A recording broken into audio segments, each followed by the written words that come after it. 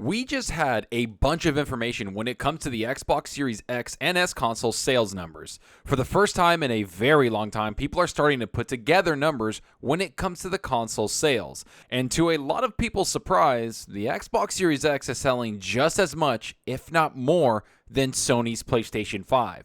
Let's get into what's being said and also talk about how this generation is completely different than the last generation. Let's do this.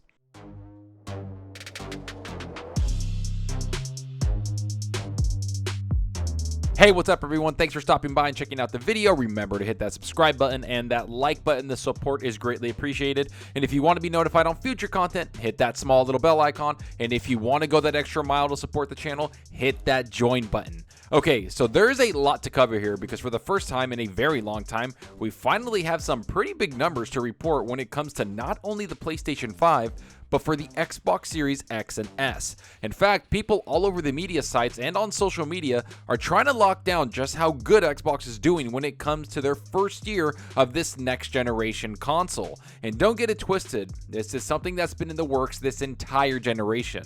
We all knew that Xbox was going to have one of their biggest holiday seasons in 2021.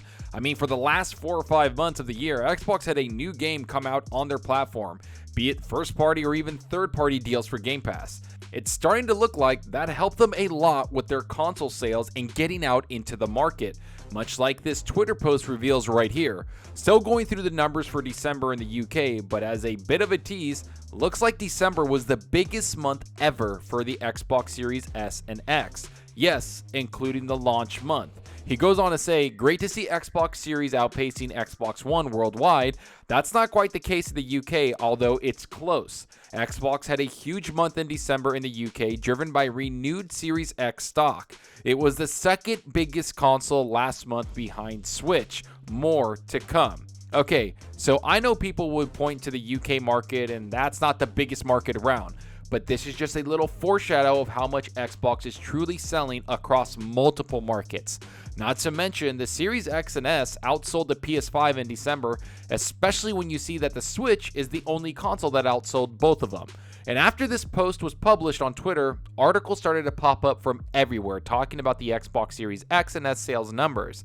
This is happening because Phil Spencer himself had an interview, and he talked about a couple of big points when it comes to their console sales. In fact, let's get right into this record-breaking first year from Xbox and what's being reported. It's been a record-breaking first year for the Xbox brand, as Microsoft's use of double SKUs has allowed shipments and sales of the Series X and S to thrive, even in the midst of supply shortages.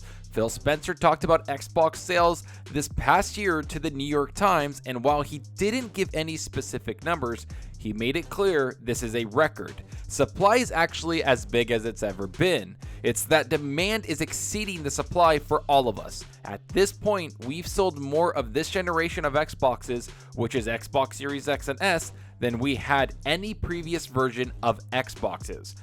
Okay, let's take a step back really quick because I want to break down everything that's being said right here. The first thing has to be the fact that Xbox is really pushing the double SKUs when it comes to their next generation consoles. What that means is the Xbox Series S is actually selling very well when it comes to consoles. Don't get me wrong, the Series X is the most powerful console on the market, and it's also extremely hard to get. Yet the Series S is very easy for Xbox to make, and it's a very capable piece of hardware that will get people 1080p to 1440p at 60 FPS when it comes to their games. And when you're in the middle of a supply shortage, having stock in stores is worth its weight in gold. And that's exactly what Phil Spencer is saying right here. He's basically saying that the demand is exceeding the supply for everything they're making, yet they've sold more of this generation of Xboxes than they have in previous versions. I don't think people understand just what that means. That means that Xbox has a lot of consoles out there for people to buy. It's just the fact that the demand for the Series X and S consoles is far greater than the demand for the Xbox One console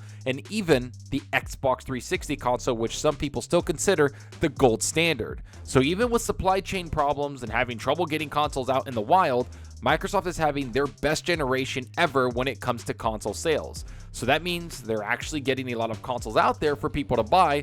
There's just not enough to go around because so many people want them. Yet, what does that mean for the PlayStation 5 and Sony, and not to mention the competition, which is Xbox? Here's what the article has to say about that. This is significant because the same is not true for Sony and the PS5, where supply is not the biggest it's ever been, which is why the PS4 has outsold the PS5 in year one purely based on supply constraints alone. But Xbox, using double SKUs of Series X and S, has both set a supply and demand record, and demand is still exceeding supply for the Series X especially.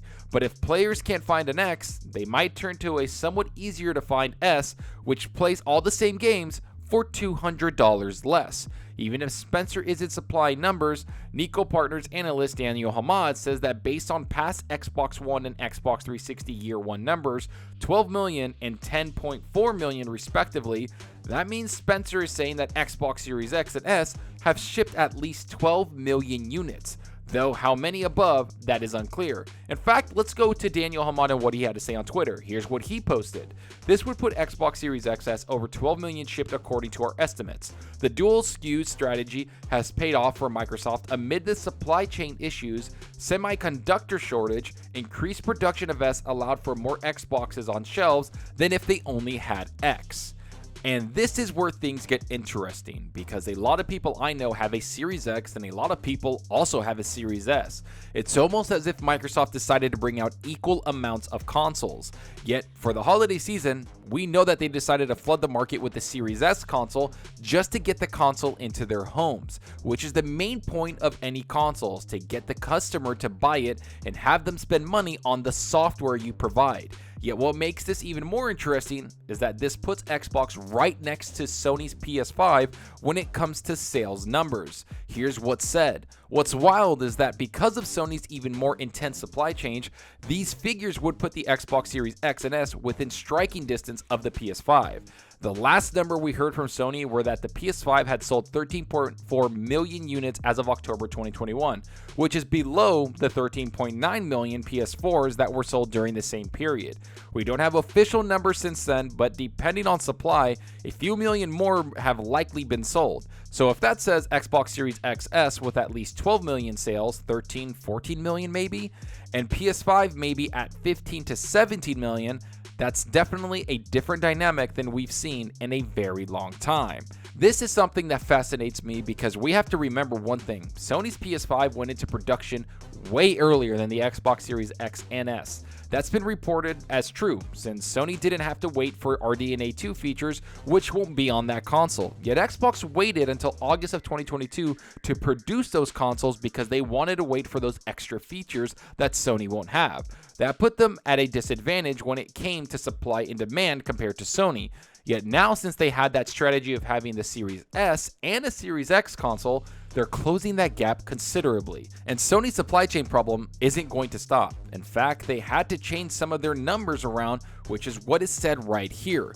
Sony has also had to revise its forecast downward, saying that instead of shipping 22 million units in the fiscal year ending in March 2022, it would only be shipping 15 million instead. It predicts 22.6 million sales for the fiscal year beginning April 2022, though manufacturing partners have been skeptical of that. I have little doubt it will eventually be a record generation for both Sony and Microsoft when these shortages are done with. But that may not be for a few more years yet, and in the meantime, Xbox may be able to breathing down PlayStation's neck for a while. And there you have it, everyone. We know that Sony's PlayStation 5 is selling like crazy, but we also know that Xbox isn't falling far behind. This is nothing, and I really do mean nothing like last generation where the PS4 was selling out and beating the Xbox console 2-1, if not worse in sales. No, it's not even close to last generation. This generation is very different and will continue to be so. Xbox made a very capable machine and has some of the best engineers in the game. I mean, look at the Series S and the Series X. They're great pieces of hardware and will continue to sell like crazy for several years. Yet that's not the best part about Xbox. No, it's not the consoles, I'm sorry to say. It's the fact that they have the games and the franchises to go with the console. We saw that in 2021, and we'll continue to see that, especially with all the first-party studios they have making massive games. That's what sells consoles after several years of being out. It's the games attached to it. We know that the first few years it's about price and the power, yet now it's going to be about the games. And we all know that Xbox has that down pat. Let's hope the competition stays up and both companies fight it out, because that just means more games for us, the gamers. And that's what I'm all about. I don't care about a console sales. I don't care what a console does here and there. I care about the games it provides me. That's why Sony dominated last generation. They had a lot of great first-party games. This is why Xbox is starting to catch up and might even pass them, because they're going to have great first-party games. And like I've said multiple times, this is why I'm an Xbox fan. It's not because of the console. It's because of the franchises, the characters, and the games I get to play on the console. Not to mention, I just love what they bring out, which is co-op. And that's shining through right now this generation, and you can tell they went back to what they know best and their foundation. Making big games, bringing them out on a great piece of hardware, and letting people just enjoy them the way they want. But enough of what I think about all of this. Tell me what you think about all this. Are you surprised by the Series X and S's sales numbers? What do you think the true numbers are between PS5 and Xbox? Will we see Sony PS5 pull away, or will Microsoft finally pass the PlayStation 5 in sales? Go down below and let me know. And I hope you enjoyed the video, and if you did, please hit that subscribe button and that like button. The support ups out the channel more than you know.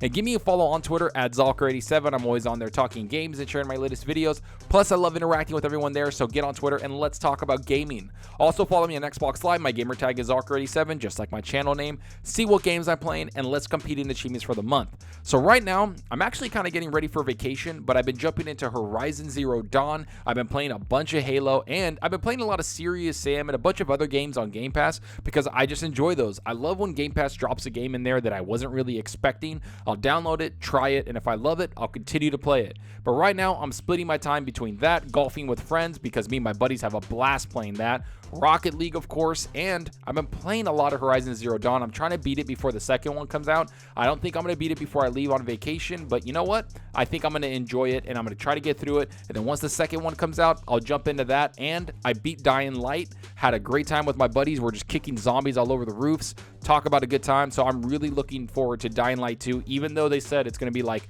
500 hours long. Nah, I don't really care about that. I'm going to play the story, have a good time, play as much as I want from it, and then I'm going to move on. But let me know what you're playing. Are you on your Series X, your PS5, or are you on your PC? Let me know down below, because that's what we're here for, is to talk games. And that's all for now. Thanks for watching, and until next time, remember, enjoy your gaming. Later.